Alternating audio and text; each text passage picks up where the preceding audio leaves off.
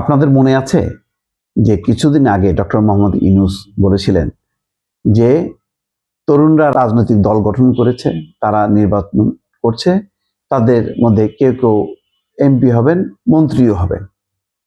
তিনি বলেছিলেন, মনে আছে আপনাদের? কবে? আমি আপনাদেরকে তারিখটাও বলি। এটা হচ্ছে 14ই জানুয়ারি, তার মানে গত মাসে, বেশি দিন আগের কথাও না। আজকে নির্বাচনের 4 দিন আগে শফিকুর রহমান ঢাকার বাড্ডায় জনসভায় বললেন যে ক্ষমতায় আসলে, তার জোট বা দল ক্ষমতায় আসলে নাহিদ ইসলাম মন্ত্রী হবে।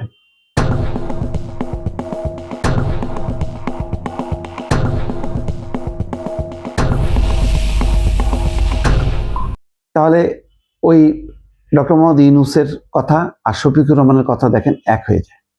এইরকম একটা যোগসূত্র অনেকে স্থাপন করবে এবং করাটাই স্বাভাবিক। যেমন ডক্টর মোহাম্মদ ইউনূসেরও উচিত হয়নি যে তরুণদেরকে ওই রাজনীতি, মন্ত্রী, এমপি ওইদিকে ঠেলে দেয়া। শফিকুর রহমানেরও আজকে উচিত হয়নি এই কথা ঘোষণা করা।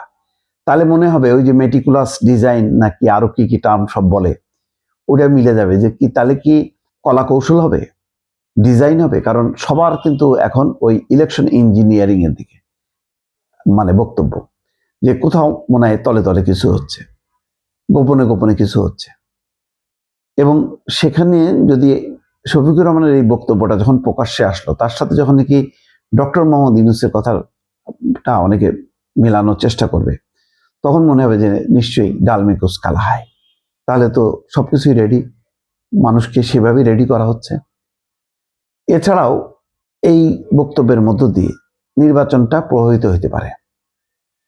মানুষ যখন মনে করবে যে আচ্ছা, ও নাহিদ ইসলাম মন্ত্রী হবে, আমাদের এলাকার মন্ত্রী হবে, তাহলে তাকে আমরা ভোট দিই। বিএনপি কি বলবে যে তার যে প্রতিদ্বন্দ্বী কাইয়ুম, এম এ কাইয়ুম, তিনি মন্ত্রী হবেন? তা তো বলবেন না। তাহলে এলাকার মানুষ কোনটা চিন্তা করবে? মন্ত্রী ভালো। সেখানেও একটা প্রশ্নটা আসবে। আবার অন্যদিকে বলবে যে ও আচ্ছা, তাহলে তো ওই যে ডক্টর মোহাম্মদ ইউনূস যেটা বলছিল, তাহলে সেটাই হচ্ছে। তার মানে এই সরকারের সাথে জামাতের তার একটা যোগসূত্র আছে। একটা বিভ্রান্তি তৈরি হবে, এক ধরনের যোগসূত্র খুঁজে পেয়ে এটা ষড়যন্ত্র তত্ত্ব হিসাবে সামনে চলে আসার সম্ভাবনা আছে।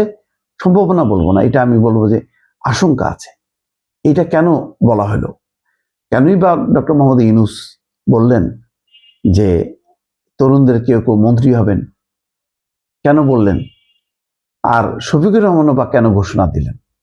ওই শফিকুর রহমান তো হাসনাত আবদুল্লাহর কথা বললেন না, যে সেখানে হবেন। সার্জিস আলমের কথা বললেন না। নাহিদ ইসলামের কথা কেন বললেন? তাহলে এখানেও দেখেন একটা পক্ষপাতিত্ব। এনসিপির সবাই জিতবেন না, কেউ কেউ জিতবেন এবং নাকি তাদেরকে জিতায় আনা হবে, এমন একটা ধারণা করা যায়।